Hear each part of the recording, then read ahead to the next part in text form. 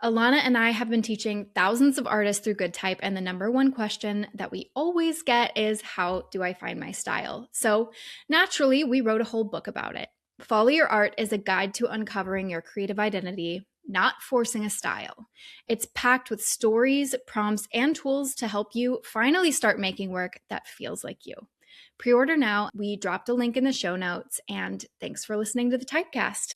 Okay, hi. Today's guest is a partner and project lead at In-House. He has tons of complex ideas and really, really thoughtful ideas, as well as being a TED Fellow and a Stanford Fellow, which I have no idea what that means. So hopefully he's going to tell us. A Knight Fellow, yeah. And all around, just a really good egg. Welcome to the show, Lope.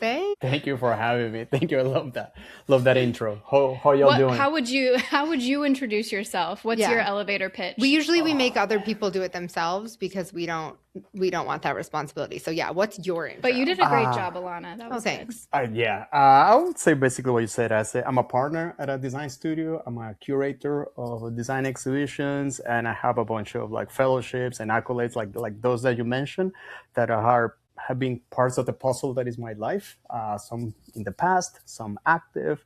But yeah, I will define myself as a creative in the field of aesthetics of design. Yeah. In all of the work that I do is around that. I don't know if that is any better than what you say. No, it's great. It's great. Yeah. I love to hear it from you. And then you're also married to, I think, our first Typecast guest. Is this the first time that you have? Yeah, I know you have siblings, but is this the first time you have had like a married couple in separate episodes? Oh yeah. Definitely. Yeah. I don't think I know anyone else who's like it's actually a very special married to moment in the field. Yeah. Until we get our husbands to come on. We should have our husbands, Alana, try to get them to do a whole episode by themselves without our help. No. That would go so poorly. I'm kind of invested now with that. Yeah. I bet my husband could do a really good job talking about typography because he hears me talk about it so much. He knows all the terms, all of them. That's insane. I don't know. I think that would be pretty interesting. That would not be. Maybe they could interview each other. Yeah. That would be funny. That would be really fun. Okay. Well, okay. Maybe only to us. So my wife, Michu, has a sister, her little sister, Andrea, and she had a podcast. And it's with her two best friends, and they did an episode with their husbands. And I don't know, I think it bombed, maybe. I think that the audience was not really into it. You have to be a real diehard fan to care to listen to that kind of thing. Yeah. So let us know if you're listening and you're like, please, let's hear this. Or if you're like, absolutely not. I would never listen to that garbage. It would be just like so out of left field and no one would know where it's going, which also actually would kind of fit with what we typically do. Is this the first time you have talked about your husbands on the podcast? Probably not. I think so. I'm sure we mention them occasionally. What do they do? I have no idea. Wait, don't turn this on us. We have to ask you the questions. Who proposed? Yeah. That's hilarious. I do want to have that conversation, but I'm more curious to hear what on earth a Stanford Fellow is. Okay, so it's not a Stanford Fellow; it's a Knight Fellowship. Knight with a K for like the Knight newspapers. So this has to do with my life before I became like the partner at a design studio. I'll try to summarize it real quick.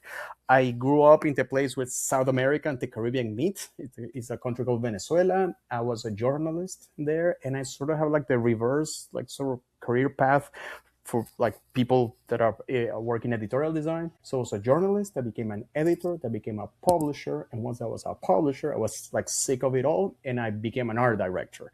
And then after that, I started the design studio. And the sort of are you self-taught at design? Yeah. That's but impressive. I started doing like covers for mixtapes, and then after that, like doing little spot illustrations for things, etc. Yeah, I feel like we all kind of get in with like a music crossover. That's what got me into design too. Yeah. The studio's three partners, like you mentioned, Michu, myself, and the third partner. His name is Alex Wright, and he had a electronic music collective. He's a really, really good DJ, and I think that music has always been part of in the background of what the studio is about. So the Knight Fellowship, it was the capstone project of my journalism career of sorts. It's a fellowship that is about the future of media. And it happens at Stanford, at Harvard, and somewhere else. I don't remember, sorry, that other university. You're amazing. I just have bad memory. And it has a different angle in each one of these universities. And in the one at Stanford, because it's Silicon Valley, it's about, like I said, the future of media. And I did an entire thing about data visualization, creating dashboards for like engagement at the city level. I have always been like super interested in like the beat that I used to cover as a journalist was like City Hall. And also music and the arts, and I studied social sciences. So the unit that I'm very interested in is the cities, like the urban built environments, which also connects with my design exhibition that I'm sure we're going to talk about later. So that was the end of my journalism career. I was like, I did that, and we can talk hours about how I was dealing with data, walled gardens in Silicon Valley, but that was the end of it. I was like, I'm done. I can no longer do this. Yeah. I did not realize you were self-taught. And I think looking back, it's given you so much opportunity to play, where a lot of people who go the traditional like design school route get like stopped in their tracks because they are thinking of all the things that they were taught are like the right ways to do things. And so it makes sense that the way you experiment is like not like encumbered by all of these quote unquote rules of design. It's like there's just so much life in all of your work. And what Katie said about the music, it's so funny. I think I've said this to Katie at least, but I don't know if I've said it here.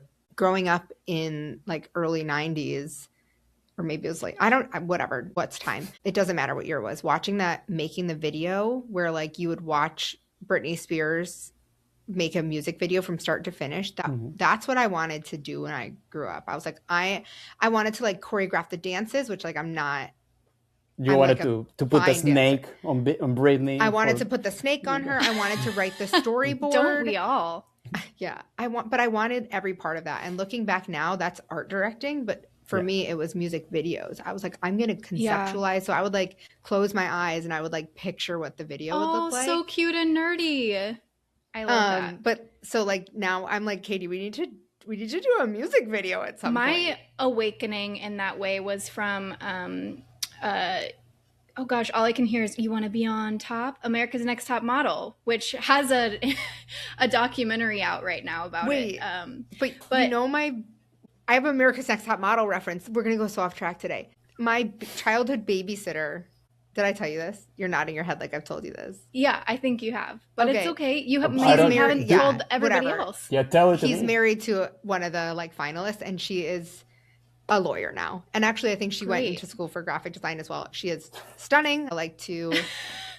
She's just so unique looking. Anyway, who cares? Mine was, so it was America's Next Top Model, and it was the art direction job. The art director who was setting up creative way to bring it back full circle. Who was setting up the the photo shoots. And I was like, wait, this is so cool and creative. And then I got art director on my aptitude test in high school, which is so funny. Right on. For me, it was definitely like similar to Ilana's, was MTV. And I not only grew up in this country, but I grew up on the countryside. I literally had like sugarcane fields behind my house. And at some moment, we were among like the first families who had like cable. And MTV back in the day used to premiere a video every day at the same time. I don't know, it was like 6 p.m. or something like that. And my schoolmates did not have cable, so they will come to my house. Usually at like at 6 p.m. I will sit by the couch. Let's see what is today. It was like Poison, boo, Guns N' Roses, boo. And then one day, I remember like vividly, it was Smells Like Teen Spirit by Nirvana. And we were like blown away. And we knew that they would play the video again at 11 p.m. So everybody went home and they came back at 11 to watch it again. Yeah. So I don't know. It was so crazy. My introduction to, to the world. Funny? MTV, I'm like putting pieces together. My dad actually blocked MTV. So it was channel 28. And so my dad blocked it after seeing like what was it, The Real World? He was like, this is not, we're not having this on in our house. So it would go channel 27, 29. And so we actually didn't have it. Oh, and so I think I must have only had it for like a year or a couple that was months, enough. or maybe I saw reruns of it on like a different channel. I'm like, how did this one show have such an impact on me when we didn't have the channel? The Real World is what birthed my love for reality TV. Which is America's probably Next why Top I don't Model. watch it, because I never. Maybe, you didn't get the seedling. It was never better than The Real World. Yeah. They had this thing called Liquid TV. You remember Liquid TV that it played at like after midnight? I was like experimental animation. No, I was asleep at midnight. Were you not? My mom, they did not care. They did not care. No, my bedtime was 9. Oh wow, like, forever. Cool. So it never wasn't, and it's still 9. What a loser! Still 9. My feet are like this wide. I have like hobbit feet because I never wore shoes. Like my mom didn't care. So yeah, I have like the feet of a koala basically because I never wore shoes. Yeah. You heard it here first. Yeah, that's it. That's a title. I should have put that in the intro. Koala feet. Yeah. This guy has koala feet. We're really excited to interview him. Koala feet, yes or no? Yeah, what to do when you have koala feet? Mm-hmm. That is a good hook. Mm-hmm. Okay, I have a question that's actually about design. Based on kind of what Alana was touching on in your self-taught background. So I want to know what your thoughts are on design rules, because I was looking at, I can't remember whose post it was. It was some lettering artist on my feed the other day, and they were saying, you know how everybody says, like, learn the rules so you can break them? Well, she was like, honestly, because I'm such a rule follower, if I would have learned the typographic quote-unquote rules before I got into type, I wouldn't be the artist that I am today, because I would have been afraid to go to the places that I've gone now. Because I didn't know the rules, I felt more free to explore and do more unusual things. So I thought that was really interesting, and I'm kind of curious, what's your philosophy on rules, rule breaking? If you should learn the rules before you break them, what's your thought? Great question. And I will say, just as an introduction, so I'm a partner at the design studio. We also have a Typeface Foundry where we specialize in variable typography, and I'm also a curator of design exhibitions. And I think that the thread line that connects all of them is that we truly believe in building systems. There is this book that sort of like changed my life as a creative a little bit. It's called Run Studio Run, and it's about how to run a small studio of practice. It was published by, I think it's Picnic Press. And one of the things that it said is that everything that you do repeatedly must become a process. And in today's world, everything that is a process, you can sort of like even automate. And at the end of the day, you can make this process that are not work, that are like meta work, the work that you need to do the work, like sort of make them go away. And that is the case in every project, every experiment that we have done.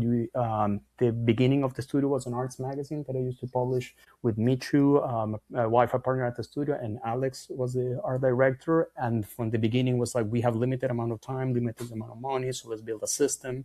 Let's determine a number of rules that we can work with. And like you said, because if it's done correctly, we can break them and the system will still work. It's the same for our studio, and it's the same for the exhibition that I just did. But if there is one thing that I would say against that, is that no matter what kind of background you have, whether you realize it or not, it's going to inform your practice. So my background was writing before I turned into visuals. And because of that, the first thing that I always notice in a poster, in a book cover, in a flyer, in an Instagram post, whatever, is information architecture. Like what's the idea, the main idea, what is the secondary idea, still other like tertiary sort of elements. So for me, that rules all. And that is also about what message we're trying to convey with this data visualization, which also makes me be very, for example, ethical about data visualization, because I know it's so easy to editorialize data. Because of my background in journalism. And for me, is that.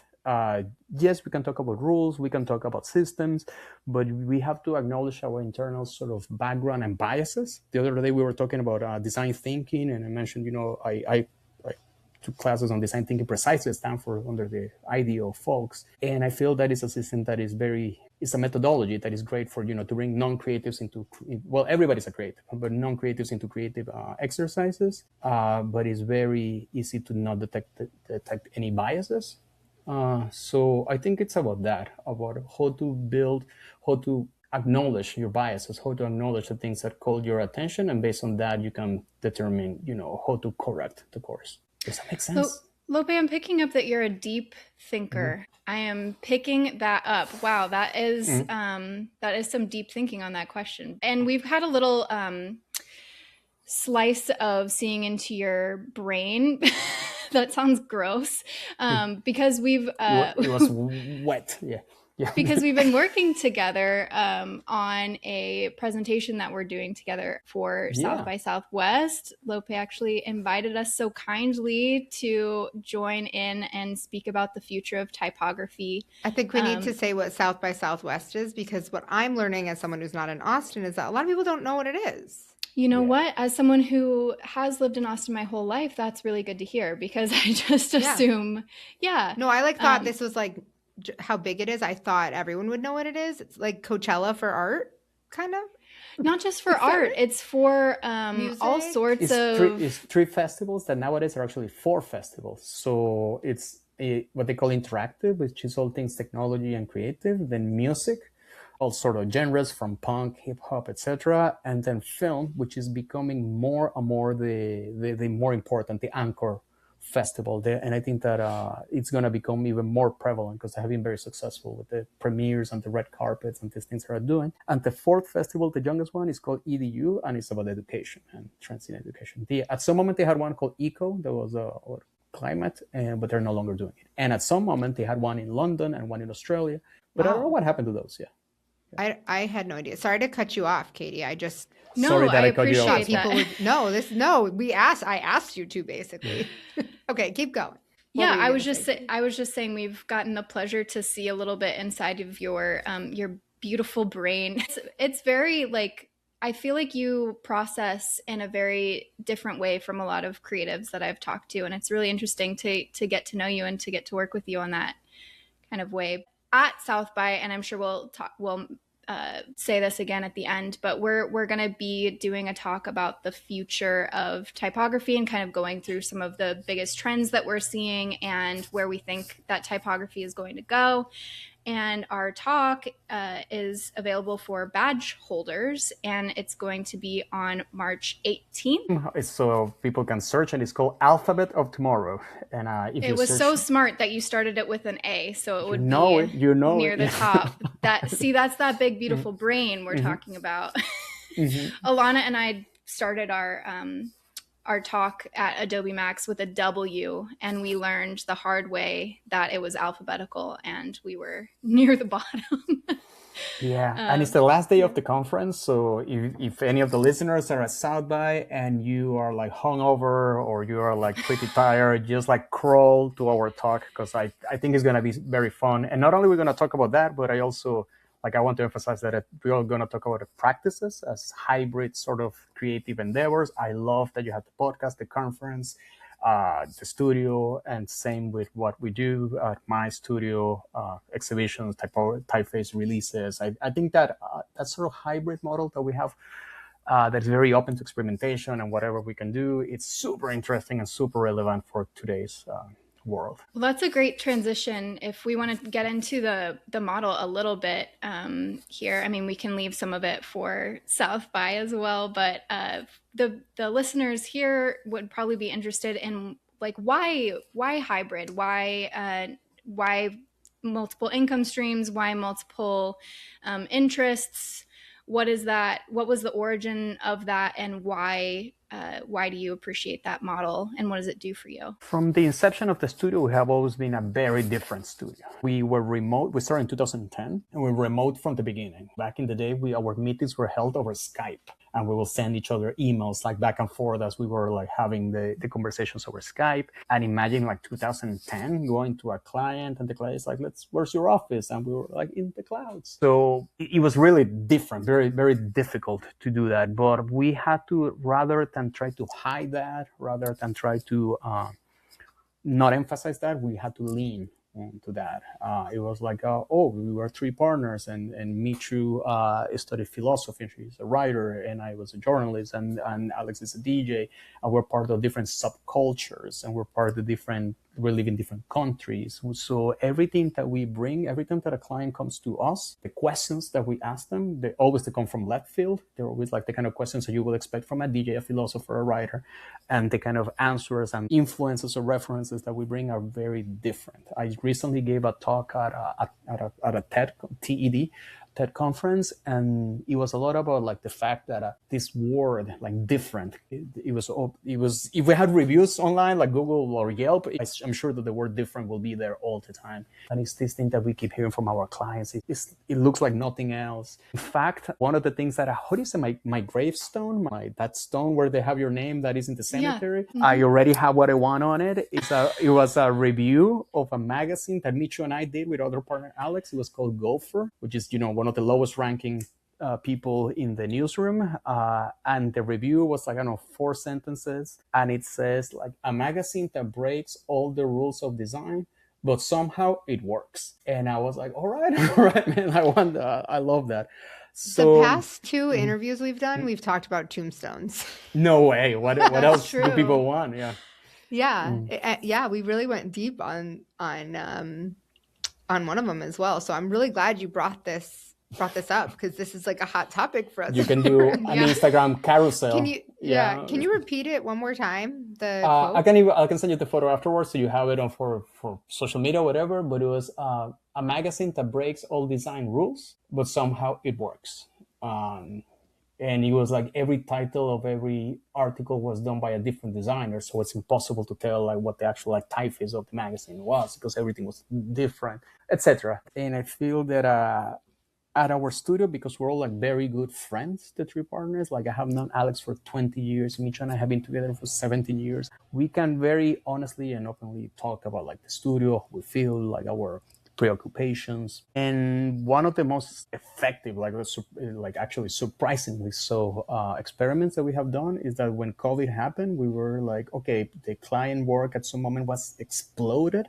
And then after that, it receded a bit. And we were like, okay, what can we do now that we have a bit more time? And we started the Typeface Foundry. And it was this idea, let's do design with our clients, let's just do it like because we are passionate about typography, but we also did not want to follow the traditional model that is like, oh, you make a couple of like display typefaces and then you do the body typeface to make money. We were rather like, let's just do whatever the fuck we want, let's just do whatever we feel like it. And when you look at the descriptions of our typefaces in my fonts, or you work for them and our website, they're very connected to moments in our life. They're more like emotional, even like, well, so some of them are jagged and punk, and others are like rounded and bouncy. Some of them are very complex and variable. Like one of them is informed by Lance Wyman's Mexico 86 design, and it's called Tropical, and it's incredibly complex. Like programming that was a nightmare, while others are just like, we're done in a couple of weeks. That is a way in which we sort of keep that creative energy, like that flame always going. And that also has manifested into other like little projects that we do at the studio. They're all they're all part of that. If you want to see it in a sort of a business way, they're part of the funnel. They're part of like bringing people into the studio, raising awareness, etc. But they're all just experiments that we are always open. Hey, if this works, we might just turn the ship that way. If this works, we might turn the ship the other way. And we're in the middle of one of those transitions right now. We're big proponents of having lots of irons in the fire, lots of potential seeds being planted to see what happens. So I personally love this model. And it's also just so good for the creative spirit, because when we're honing in too much on one thing and putting all our eggs in that basket, we as creatives in general can tend to get a little bit bored pretty quickly. So yeah, I think that also feeds that side of our creative souls. Yeah, we've talked about this, Katie and I have talked about this so much, because so we just finished writing our book, Follow Your Congratulations. Art. And thank you. Well, we didn't just finish writing it. It's coming out right now. And one of the things that when people ask us, the book, the reason we wrote it is to answer the question of like, how do I find my style? And the thing that always trips people up is like, they want to do a lot of things, but they want it all to be like cohesive. And basically the answer is like, make tons of stuff, and when you get introspective and look at it from afar, you see the like common things that run through, like how you bring yourself to each one.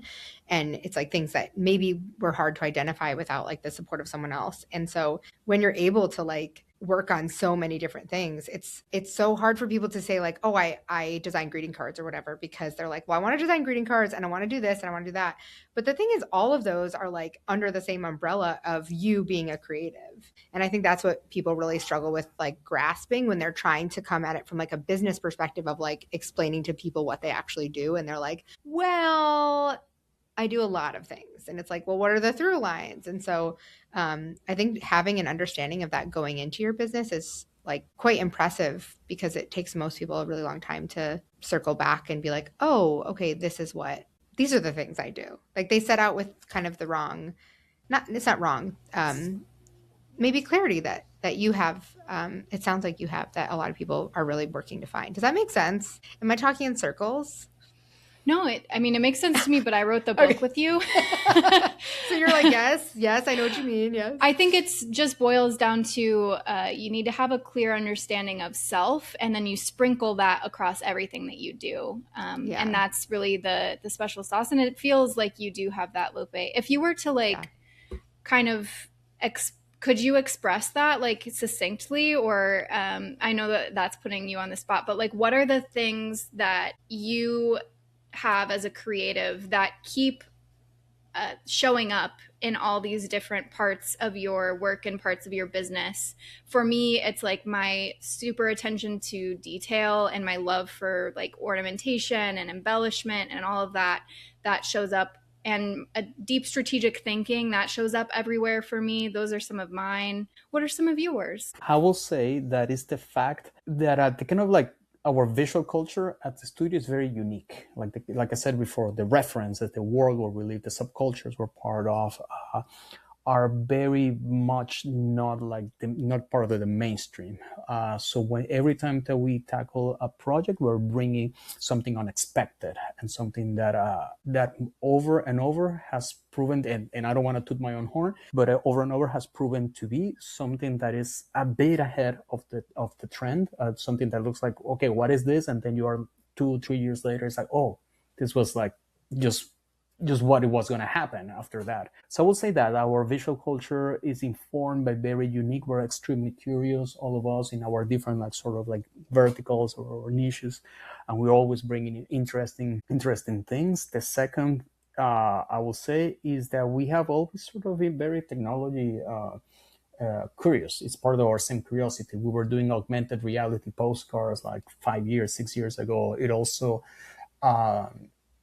connects with what I will say is the third, that is that within our studio, we have this practice is a structure that is a studio is split into two arms informally. One arm is what Michu leads, and is the work for corporations, startups. It's basically everything that is a for-profit. And the other arm that I lead is work with nonprofits, arts, and education. But beyond those two arms, the entire staff, we share with each other. So when we work with a technology company in Silicon Valley and we have to experiment with augmented reality, etc., we then bring back that knowledge to a nonprofit in Texas doing some work, etc. So that also is part of the sort of unique approach that we have to create the work to, is that I feel that the standard of quality required or that we see in nonprofits is usually different than the standard of quality that we see in for-profits. And we do not believe that at all, because we work across both of them for risk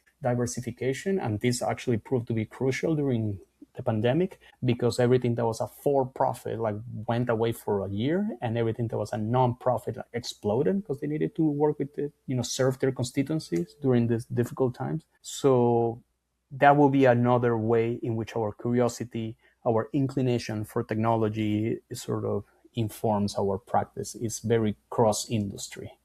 I can tell that on the actual back end, where you're talking to the clients and explaining your process and things like that, if it's anything like how you talk to us, I'm sure that's a really unique kind of differentiator as well, because you do have a background in different things and you do think deeply and you do have influences from different places than other types of designers do. And Michu, who's the director of the studio, she's a fantastic strategist, and she has these insights, this capacity for foresight that is just like I've never seen anybody who is able to see the matrix and connect the dots. She's fantastic on that as well. So it really helps. Also.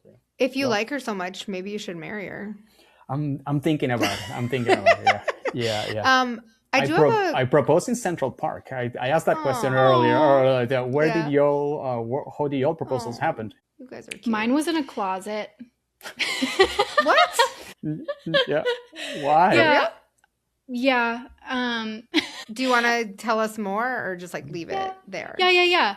Okay. We went to a Neil deGrasse Tyson show talking about space, and I think he was going to propose like after that, but I didn't know. And I was feeling like I just wanted to go home. And so we went home but he was like, okay, well, I had this plan. So I was just getting changed and he came into the closet and did it. And then it was very sweet. But I was like, oh, I got proposed to in a closet. And I felt conflicted. I was like, it's very, very sweet. And he said very nice things, but I don't know that I pictured a closet as like a little girl. And so I told him that. I was like, I don't know how to express this, but I told him that.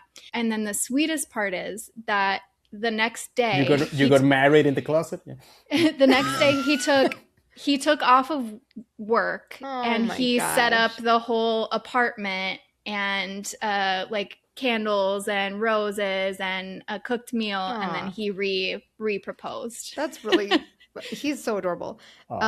Good job. Speaking of Times Square, my dad and mom got engaged. I don't think it was in Times Square, but it was on a digital billboard in New York City, where my dad's Times from Square? Brooklyn. It was not Times Square. It was Central Park. Mine, yeah. Oh, right. You said Central Park. Okay. I don't know where this billboard was because like my mom hates Times Square, so I don't know why Who it would doesn't? be there. Yeah. But it was like one of those billboards that's the like LED lights or whatever, or like light bulbs back in the day, and it said, "To Jane, so what's it gonna be? Do you want to marry me? Love, Miles." And my mom was like, "Are you kidding?" Like she thought it was someone else. She was like, "What are the odds?" And he was like, "No, it's for you." And then for their wedding anniversary, like 10 years ago, our friend who's an incredible photographer, like edited the photo and reversed it, and so my mom framed the photo that said, "To Miles, so what's it going to be? Do you want to marry me?" for their like 30-year anniversary. Okay, they're so sweet. So cute. Anyway, I had something. I have a non-for-profit question. Go ahead. I don't. Can you also, you have to say yours, Alana. Yeah, she's a scared thing. I didn't want to press. Sorry. I didn't want to press. Sorry. So I just so happened to be working like as the graphic designer for a photo studio when Greg proposed. Also, Greg and I are high school sweethearts, so we've been together since I was 15, which is like just insane. Like we have already spent more of our lives together than apart. Weird. Yeah, it's weird. I'm kidding. And they were like, "Oh, we're like test shooting for something tomorrow. Like, make sure you're like ready." And I full on believed it. I was like, "I'm a model." And I like turned around and Greg was like, they were like, "Okay, now go, turn around, whatever." And then I turned around and he was there with our dog and a ring. And it was just, I was like not expecting it. It was really sweet. And you have the photo. I didn't realize it was with your dog. That's so sweet. Yeah, no, it was like full on dog had the ring on his collar, which now I'm like, that is so cliche, but like I feel like we did it before the days of Pinterest. But of course our doggy was and so we have a picture of me like jumping for joy. It's really cute. Oh, that sounds amazing. In my imagination, my proposal was just gonna be Michu and me, the two of us in some, with the lake in the background and then, the breeze flowing, whatever. Yes. In reality, it was an endless stream of tourists. Like just like flowing endlessly, like Central Park. Hundreds and hundreds of people, and it took me like 2 hours to find a spot. That was like empty enough that I could do it, and even then, I had to do it in front of a random lady, and having her lunch, and she was like, "Okay." She was like, "Okay, I got lunch and a show." So Yeah, lunch and Yeah, exactly. yeah, Oh my God, that's so cute. yeah. Okay, Okay, so now you can ask your question, I guess. thank you. I don't think we touched on this, but I think a lot of people want to have purpose, the purpose associated with working with non-for-profits. And I recently last year did a project for a non-for-profit, and it was challenging in some ways. Just because they had never worked with a creative team. Like I sent them a deck that had my designs in it because they were working with a lot of volunteers and nobody had ever worked with like a designer that wasn't like someone who just like put together whatever there was no strategy. And so when I sent my deck, it walked through every like decision I made based on what they had told me they needed. And I was like, you wanted this, here's how I would put that into action. And they were so blown away by this like very simple presentation.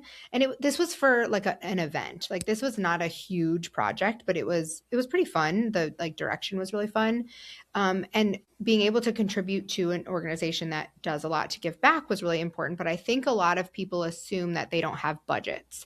And I did not find that to be the case. I found that they just like were always running like by the seat of their pants and like didn't have enough hands on deck as most non-for-profits do. And so what tips do you have for people who are like, I want to work with non-for-profits because I believe in that, but I also want to be paid fairly and not be like run around like crazy trying to get such a good 18 different question, approvals.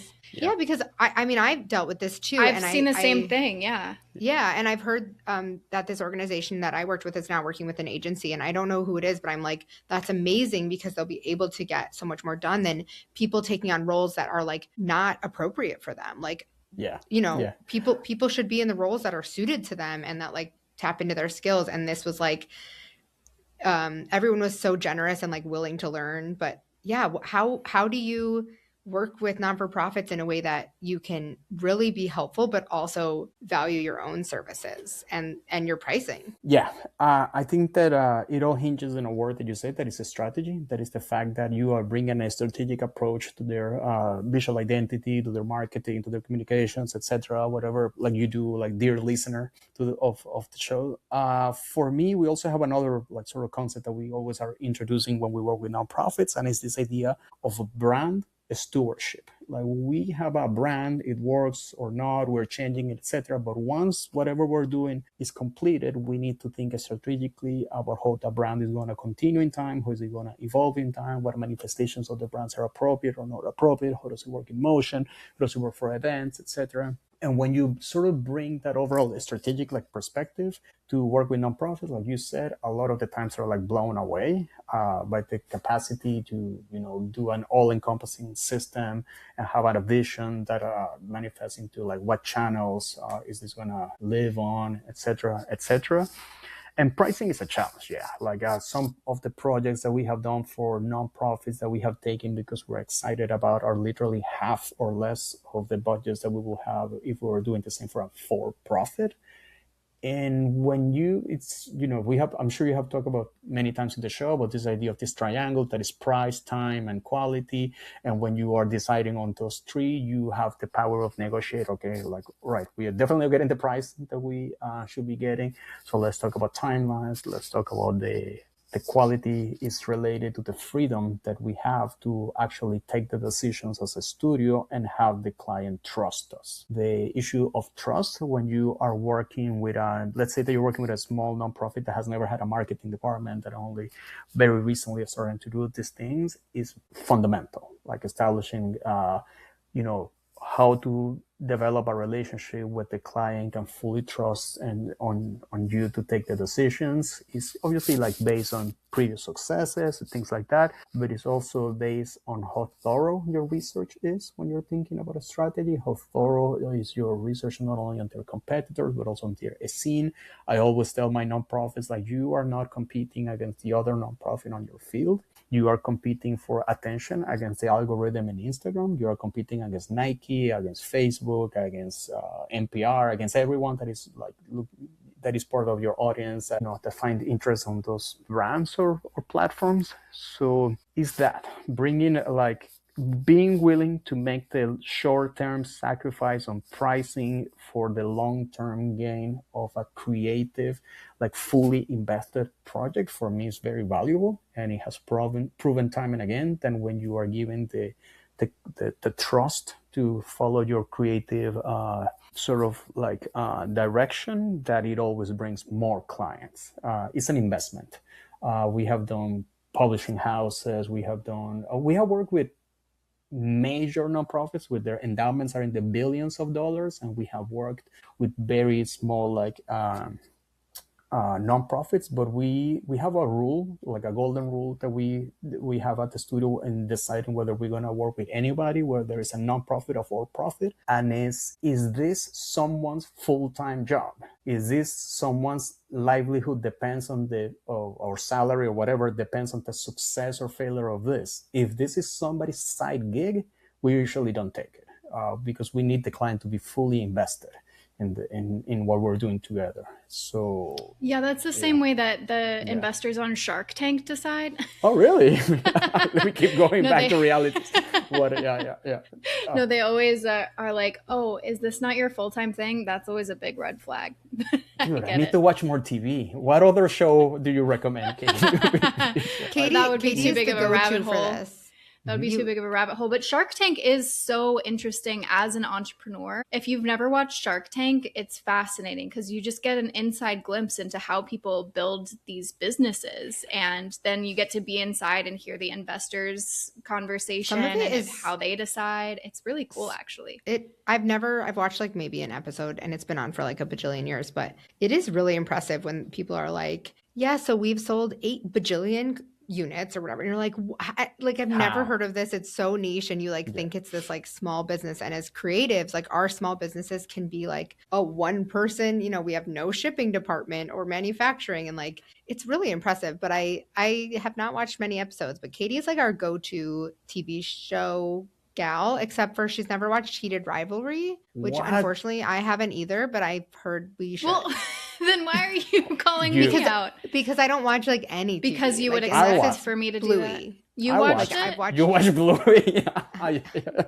She tried to make me watch Bluey without children there, and I was like, okay, yeah. You know what other show? I think it was the wrong episode, though. You couldn't find the one that you wanted. It's fine. It's also, you don't need to watch it, but the Arthur, remember Arthur the Anteater? I do. Okay, he's still thriving. Love him.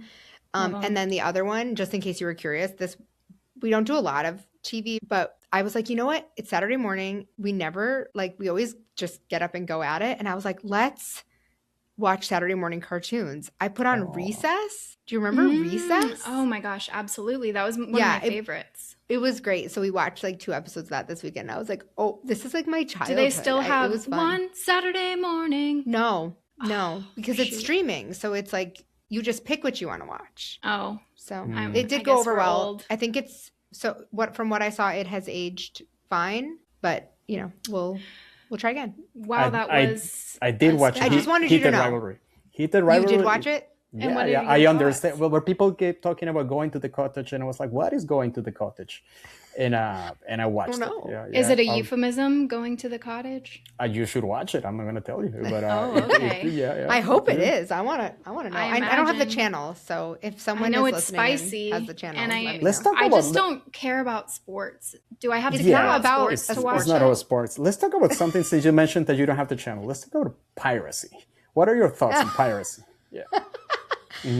Can I do that? Is that still? Is your I don't know podcast? how. Yeah. What do you mean you don't know how? You go in incognito on your browser and then you just go illegal. You do anything illegal. How do you feel, Katie? Did you ever pirate anything? I did. I mean, yes, I used LimeWire. Yeah. But now I don't know how to do it now. No, I don't do it now. But even in college, that's how I was watching all my shows too. I was on those weird websites that gave you the very questionable pop-up ads, and I was like, watching like Lost, like trying to catch up. And I just mentioned it because we have a Typeface Foundry, and when we started, look at you, when bringing us back to type. Someone's got to keep us on track. I appreciate it. we started, the fonts will be pirated within, like, I don't know, 2 weeks, 3 weeks, maybe a month. And nowadays they're pirated within an hour of being published.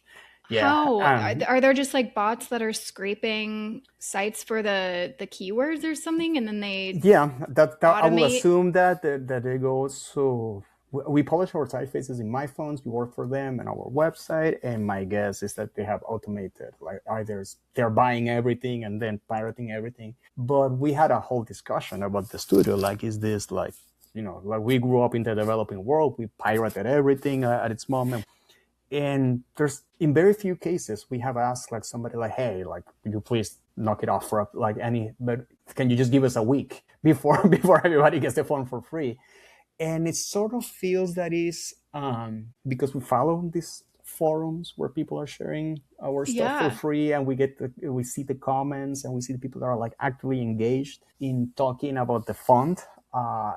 Before, it's, like, super interesting, super valuable that this criminals are basically taking our $10 fonts and distributing them. It's kind of a badge of honor that they're actually, like, doing the work and putting the name. Nowadays, they put the names of the designers and the studios and the programmers of the fonts, so you can search them by their using tags. And what did they get out of it then, if they're not charging money for them? The sites where this happens are full of ads and malware. So yeah, I'm guessing that's what they're getting. But I'm just mentioning it because, like, obviously I don't pirate, like, things anymore, but we have to keep an eye on that as our practice in our studio, and that keeps us connected again with this idea of the underground. So you go into these websites and you start to see also what other people are pirating, and it's like, that's a way of looking at trends, right? Like, what people, what the younger designers are interested, but not interested enough to pay for it, as a way of trend watching. So I'll leave you with that. Wow, that's so interesting. We're having a couple of conversations in our Slack channel where people are talking about pirating fonts, and there's a thing too where they've been I don't know if it's part of the scam or what it is, but one designer was talking about how she's getting so many emails with people, like, telling her about the pirating, but it seems to be like a scam or phishing or something thing in itself. I don't know if y'all have gotten those, but yeah, she was asking about that the other day. I was just thinking about how this applies to, like, fast fashion and so many, like you said, trends. Like, we see so many copies of, like, quote unquote the real thing, and it's like, yeah, if you were to go on these, like, cheap sites and try and find duplicates, the trouble is that when you make something overseas, oftentimes that stuff gets pirated. I guess pirated, like, my friend made pins, and, like, immediately the design was, like, all over Alibaba, and it was like the manufacturer, whether they sold it or they, like, cross promote or whatever, somehow that pin ended up on, like, tons of other sites.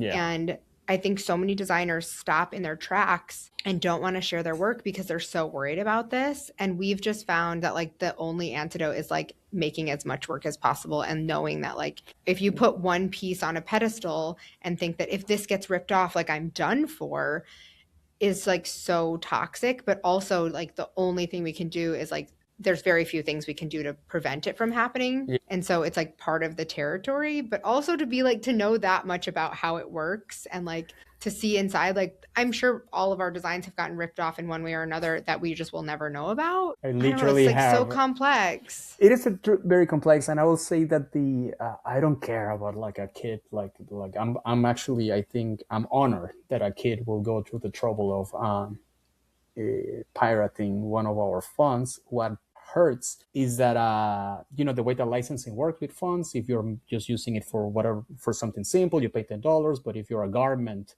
manufacturer and you're making 1 million t-shirts, you pay a different level of the license, of course. And our fonts have been used by major, like, brands without paying that license. That for them will be pennies. And I don't know if you can see in my camera that black thing over there. That is a crazy. I can bring it later. one day, Michu, my wife and I are walking in UT Austin, here in Austin, in Texas, and we see a guy walking, and his T-shirt has one of our fonts, something written in our fonts. And we're like, "What the hell is that?" And then we go, "Hey, dude, like, stop for a minute. Like, what is that T-shirt?" And we were reading it, and we're reading it, and it says Primavera Sound, which is a major music festival in Barcelona, where the other half of the studio is. And they basically did merch for the festival with our phone without paying the license. And that is like something that drives me crazy. Like, and now we have the T-shirt there as an example of like, actually, it's a really nice printing. They did a very good job. They just didn't pay the license, and I'll have it there. So shame on you, Primavera Sound. Yeah. Do you have? Yeah, for sure. Shame. Do you have suggestions for people? I feel like people get really intimidated for reading the license.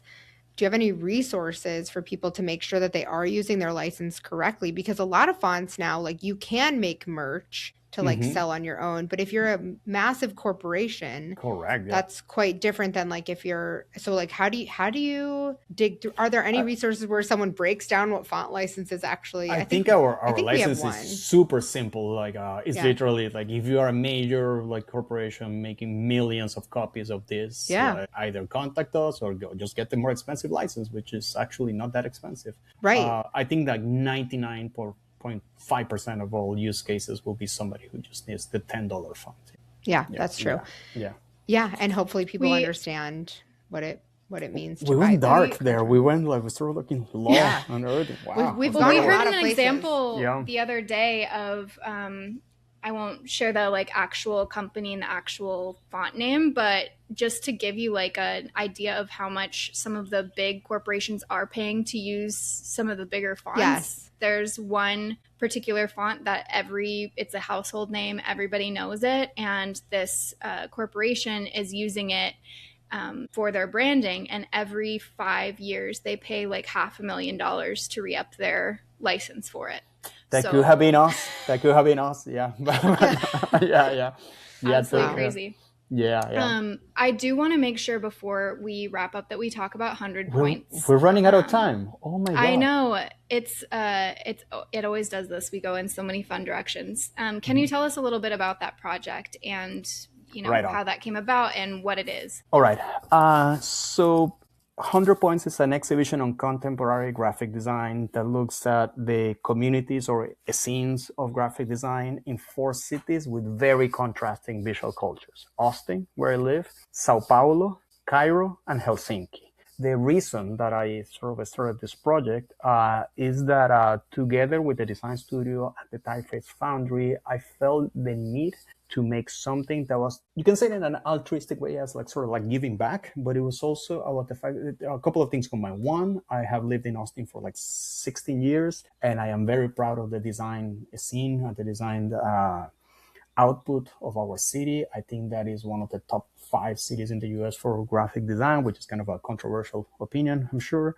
And I felt that over and over, because our studio has international clients, because we work with people from all latitudes, the name Austin, people start having more awareness, but they were not as aware of the kind of design that it was being done.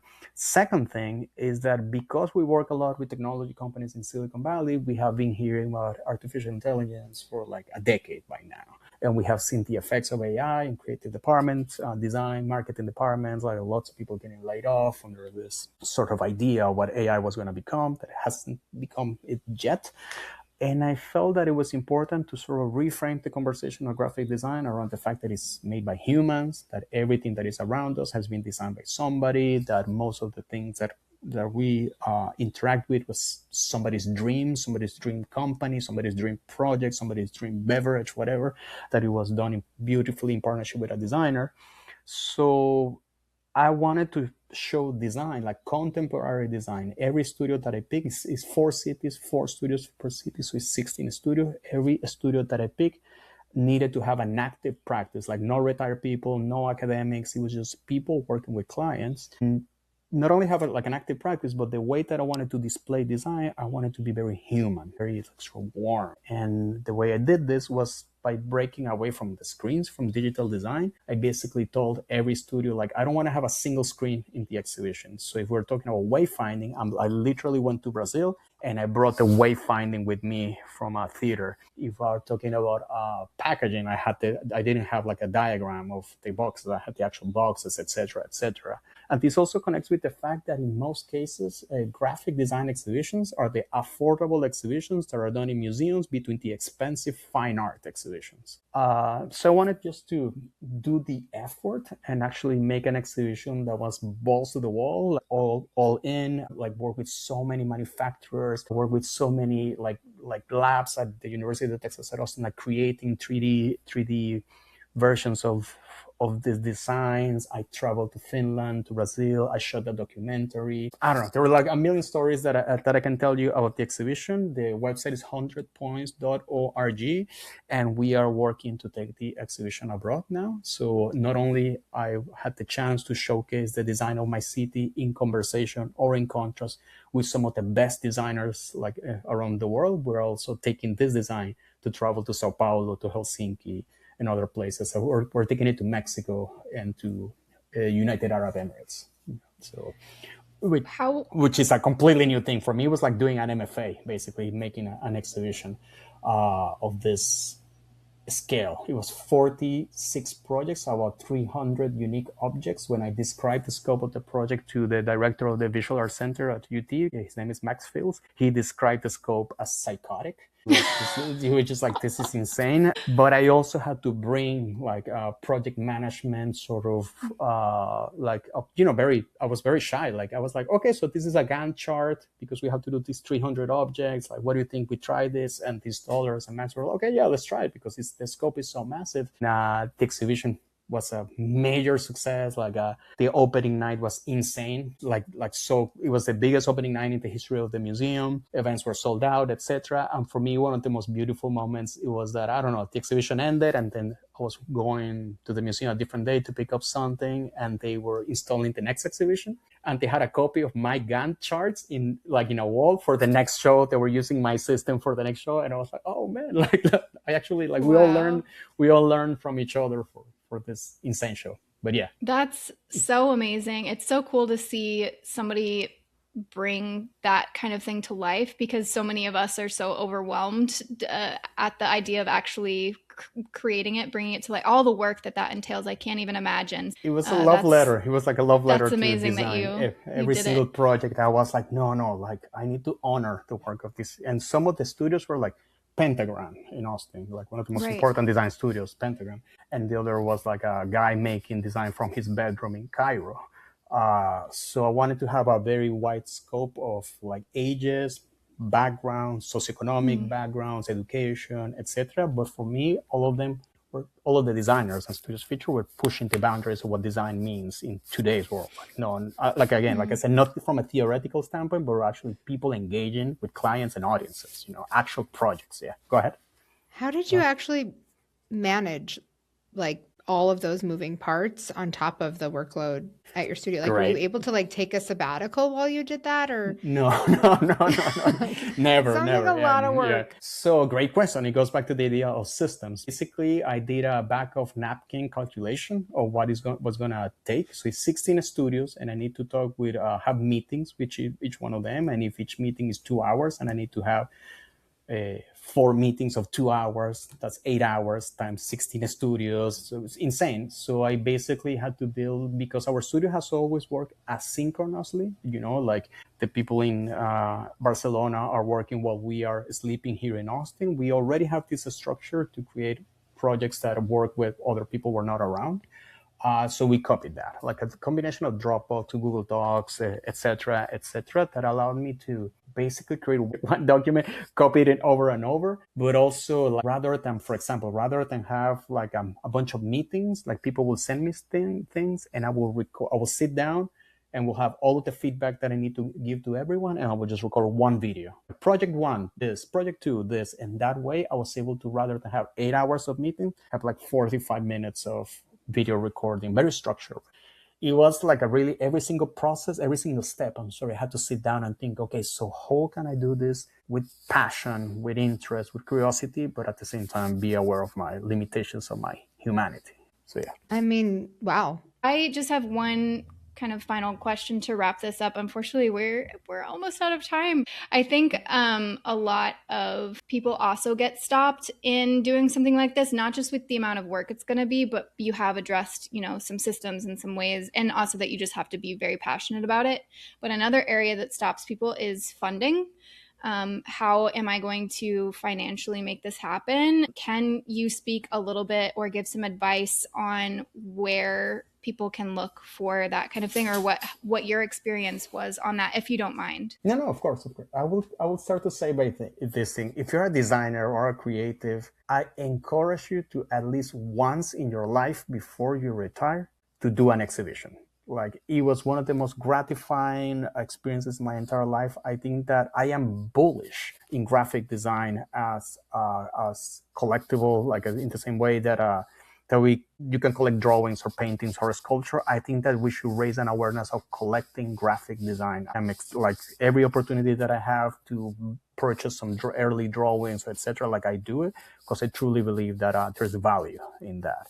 Regarding, and this connects with your question, which is like, how the hell do you pay for this? And it's one of the, and I'm happy that you're asking this question, because I gave something like 50 tours during the 3-month run of the exhibition, and the students would never ask about money. And I would be like, come on, dude, like, we can talk about anything. But every single person who was like a creative or that works in the arts always asked, like, how much money did it take to make this insane, like, freaking thing? Just the displays alone that we have to build to hold 46 little sculptures, that was like $20,000, just on furniture. In kind. So there is a difficult part in working with graphic design because it's not within the structures of fine art. So there are no grants for graphic design itself. There are no like curator residencies for graphic design. So building community around the idea of curating graphic design it can be hard, a lot harder than fine art and sculpture, or even art writing or curation, etc. But at the same time, when I was starting the process of raising money for this, I read a very useful PDF. Oh my God, I don't remember the name. This is terrible. I'll send it to you, and it will be somewhere in the description. It was a tactical guide to sponsorship, I think it was the name. And it reframed the idea of like sponsorships and getting money for projects like this in a way that I found very helpful. And it basically said, like, everything that you create must solve someone's problem, somebody's problem. Otherwise, nobody's going to give you money if it doesn't solve a problem. And for me, it was very easy to see that the problem that it was solving was access to a very cool creative crowd that lost a lot of engagement in social media, that amplifies brands, etc. So once I was able to reframe the conversation with, hey, dear sponsor, can you please give us like a crumb of your money, to being like, hey, I have this super cool audience that is super engaged with this, that are very extremely active and proficient at distributing information online and creating trends and all of this.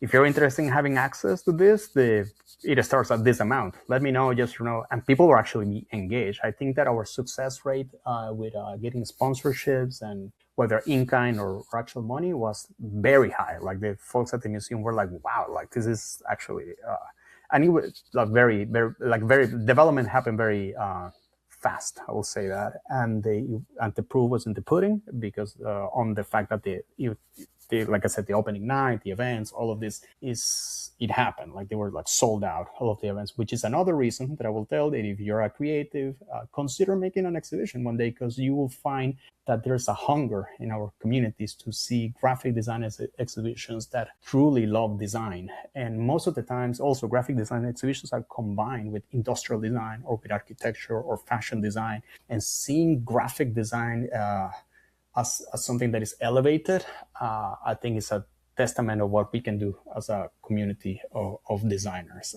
It's really, I love design, and I felt that it came true in what I did. So yeah, I think raising money is about like reframing your need for money as the opportunity to solve somebody's problem. And The other thing that I wanted to say is that for me, what was truly effective, and this is just me, it was just like once I had the commitment from the space that it was like 4,000 square feet.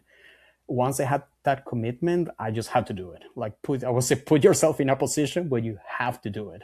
And you will find yourself doing it, and you will find yourself finding solutions, because at least that worked for me. Once I had that gigantic gallery and it was like, okay, the show opens in 4 months, it's like, holy shit, I better get my ass moving. Yeah, that'll put a fire under your butt, huh? Yeah. Well, that's amazing that you put all that together. Really appreciate the practical advice, and I really hope we get to see more representation for graphic design out there in the museum space and the exhibition space. Very cool. Yeah. Can you tell people where to find you, where to follow along with you? Right and on. We'll drop the links in the show notes as well. Yeah. So our design studio, and where we also release our typefaces, is called In-House International, and you can find us on Instagram at We Are In-House, which is also our URL, weareinhouse.com. And the exhibition is called 100 Points. And on Instagram is 100_points. And the URL is 100points.org. And I hope it's the first of several exhibitions. So I will recommend people to keep an eye on and to follow us.